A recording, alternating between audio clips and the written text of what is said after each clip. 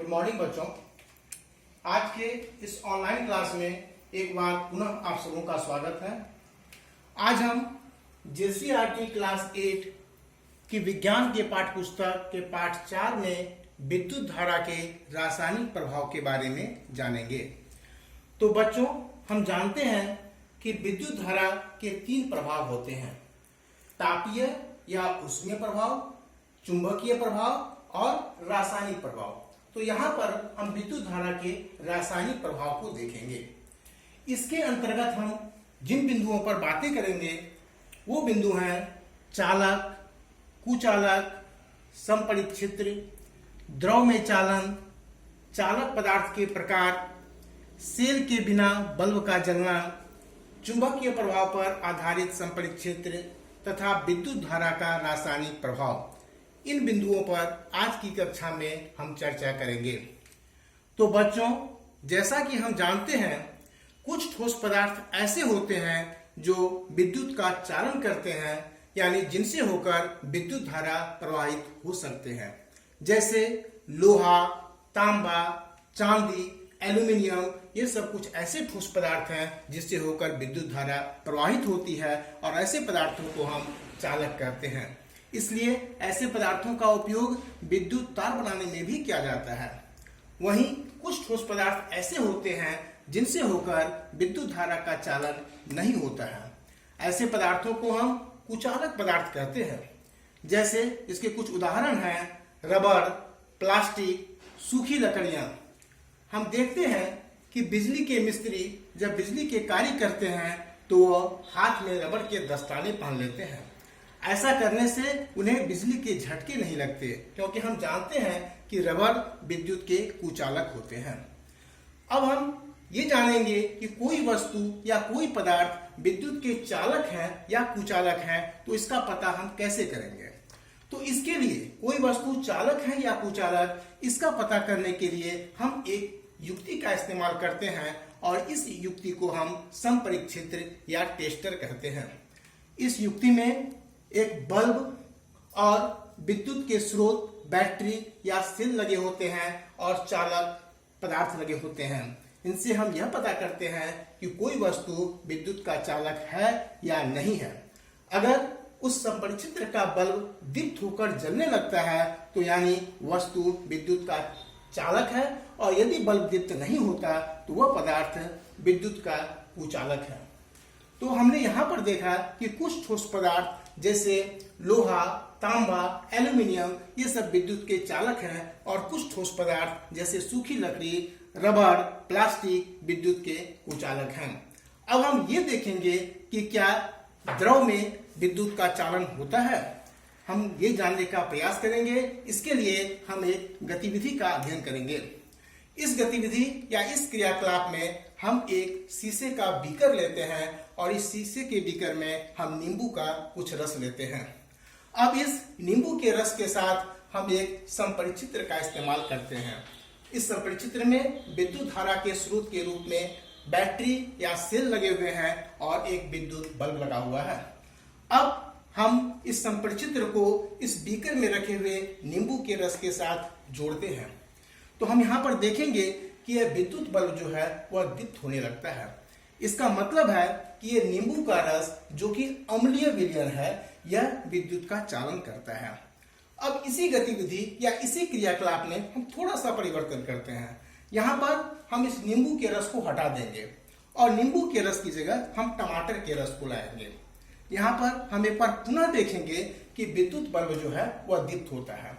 दोनों में अंतर केवल इतना ही आएगा कि जब हम नींबू के रस का उपयोग कर रहे थे उसमें विद्युत का बल्ब तीव्रता के साथ दीप्त हो रहा था, और जब हम टमाटर के रस का उपयोग करते हैं तो विद्युत का बल्ब वह तीव्रता के साथ दीप्त नहीं होता है। लेकिन विद्युत का चालन दोनों पदार्थों में, नींबू के रस में भी और टमाटर के रस में भी हो रहा है।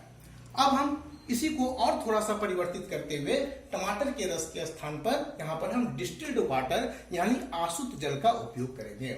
अब यहाँ पर हम देखेंगे कि जब हम आसुत जल या डिस्टिल्ड वाटर का उपयोग करते हैं तो बल्ब दीप्त नहीं होता, यानी आसुत जल, डिस्टिल्ड वाटर जो है वह विद्युत का चालन नहीं करता है, जबकि नींबू का रस जो कि अम्लीय है और टमाटर का रस वह विद्युत का चालन करता है। तो इससे हम यह निष्कर्ष निकालते हैं कि द्रव में भी विद्युत का चालन होता है। जिस तरह से ठोस वस्तुओं में कुछ ठोस में विद्युत का चालन होता है और कुछ ठोस में विद्युत का चालन नहीं होता है, उसी तरह से द्रव में भी कुछ द्रवों में विद्युत का चालन होता है, जैसे कि नींबू का रस और टमाटर का रस, और कुछ द्रवों में विद्युत का चालन नहीं होता है, जैसे कि आसुत जल या डिस्टिल्ड वाटर। तो इस आधार पर अब हम चालक पदार्थ का वर्गीकरण करेंगे। तो चालक पदार्थों को 3 वर्ग में बांटा गया है: हीन चालक, सुचालक और कुचालक। चालक पदार्थ 3 प्रकार के हुए: हीन चालक, सुचालक और कुचालक। जैसा कि हमने इस क्रियाकलाप में देखा कि जब हमने टमाटर के रस का उपयोग किया तो बल्ब दीप्त हुआ, लेकिन बल्ब तीव्रता के साथ दीप्त नहीं हुआ, वह मंद दीप्त हुआ। तो यानी टमाटर का जो रस था वह विद्युत का हीन चालक था।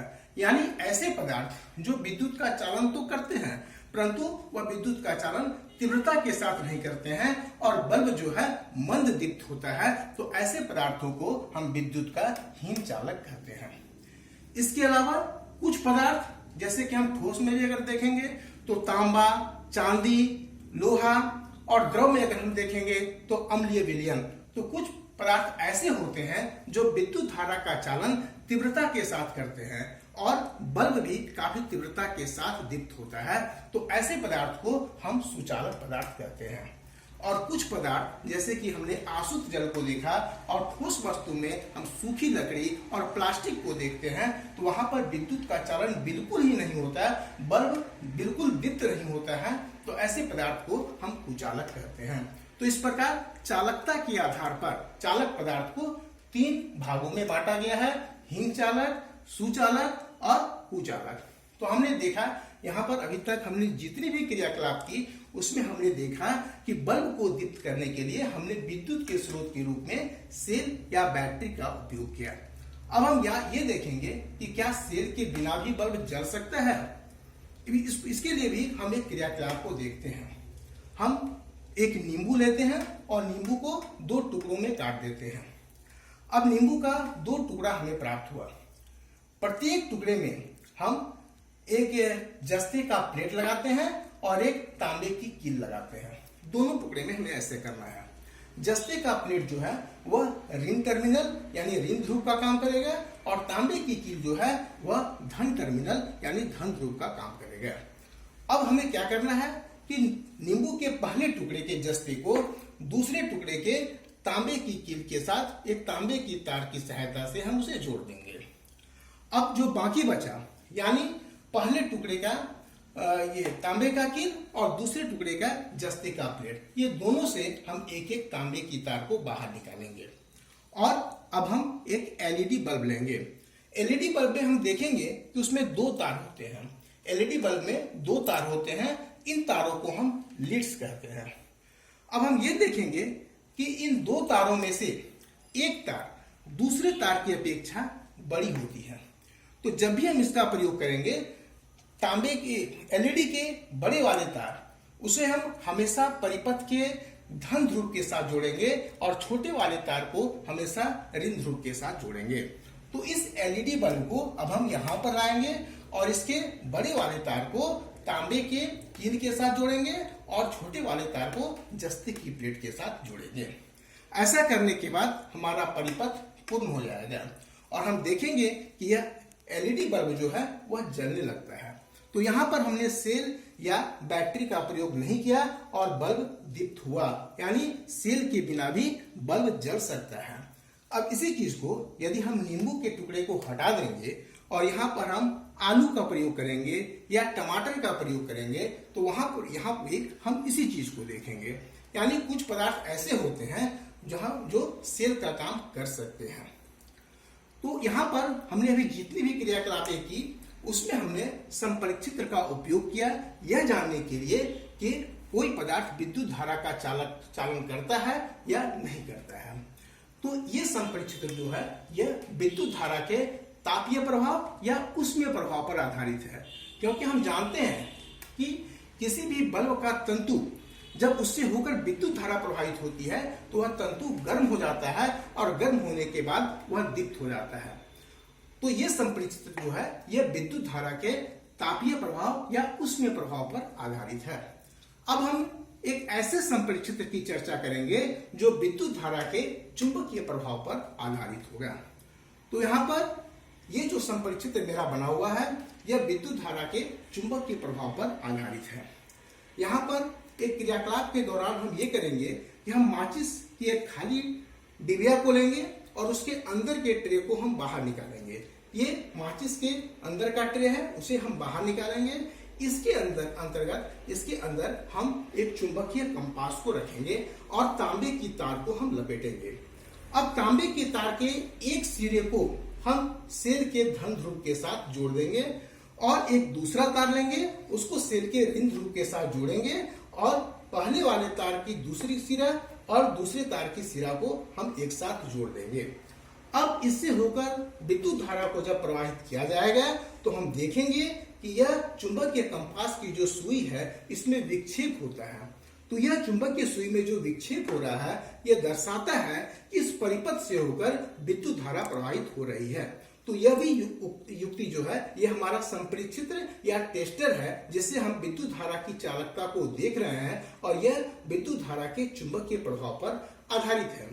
अब इसी संपरिक्षित्र को अगर दोनों सिरे को हम खोल दें और इसे किसी अम्लीय विलयन के साथ हम जोड़ दें, जैसा कि हमने पहले देखा था नींबू के रस के साथ या टमाटर के रस के साथ हम इसको जोड़ दें, तो वहां भी हम देखेंगे कि चुंबकीय सुई में विक्षेप होगा। तो यह जो हमारा संपरिक्षित्र या ये जो हमारा टेस्टर है यह चुंबकीय प्रभाव पर आधारित है। अब हम यहाँ पर जान रहे हैं विद्युत धारा के रासायनिक प्रभाव के बारे में। तो किसी भी विलयन में, खासकर विशेषकर ऐसा विलयन जो विद्युत का चालन करता है, उसमें जब विद्युत धारा प्रवाहित की जाती है तो बहुत सारे रासायनिक प्रभाव देखने को मिलते हैं। उसके लिए हम यहाँ पर एक क्रियाकलाप करते हैं। किसी भी खाली सेल के अंदर का जो कार्बन का रॉड या कार्बन का छड़ उसे हम बाहर निकालेंगे। अगर वह हमें नहीं मिल पाया तो उसके बदले हम लोहे के कील का भी इस्तेमाल कर सकते हैं। उस कार्बन की छड़ को बाहर निकालने के बाद उसके अंदर या उसके ऊपर जो धातु की टोपी है उसे हम सैंड पेपर के साथ या रेगमॉल के साथ उसे हम अच्छी तरह से साफ करते हैं और इसके ऊपर तांबे की तार को हम लपेटते हैं। अब तांबे की तार की जो दो सिराएं हैं, दोनों सिराओं को हम बाहर निकालेंगे और इन सिराओं को हम एक सेल या बैटरी के साथ जोड़ देंगे। अब एक कांच के बीकर में हम कुछ जल लेते हैं और इस जल की चालकता को बढ़ाने के लिए इसमें हम सल्फ्यूरिक अम्ल की कुछ बूंद डाल देते हैं। अब जब हम स्विच को ऑन करते हैं, स्विच को बंद करते हैं, विद्युत परिपथ हमारा पूर्ण हो जाता है और विद्युत धारा इसमें प्रवाहित होने लगती है। तो कुछ समय के बाद हम ये देखेंगे कि कार्बन की जो छड़ थी या जो लोहे की कील थी उसके आसपास हमें गैस के बुलबुले बनते हुए दिखाई देंगे। यहाँ हमने डॉट बनाकर उस बुलबुले को दिखाने का प्रयास किया है। तो गैस के बुलबुले बनते हुए हमें दिखाई देंगे। हम जानते हैं कि किसी भी प्रक्रिया में यदि गैस का निर्माण होता है तो वह रासायनिक अभिक्रिया है। तो यह गैस का बुलबुला बनना यह दिखाता है कि जब हम ऐसा करते हैं, किसी चालक विलयन से होकर विद्युत धारा को प्रभावित करते हैं, तो वहां पर रासायनिक अभिक्रिया होती है जो इस बात को सिद्ध करती है कि विद्युत धारा के रासायनिक प्रभाव भी होते हैं। तो आज की कक्षाओं में बच्चों हमने इतने सारी चीजों को देखा। अब विद्युत धारा के रासायनिक प्रभाव के अंतर्गत हम कुछ और चीजों की चर्चा अगली कक्षा में करेंगे, जिनमें हम विद्युत अपघटन, इलेक्ट्रोलाइसिस और विद्युत लेपन, इलेक्ट्रोप्लेटिंग के बारे में चर्चा करेंगे। धन्यवाद।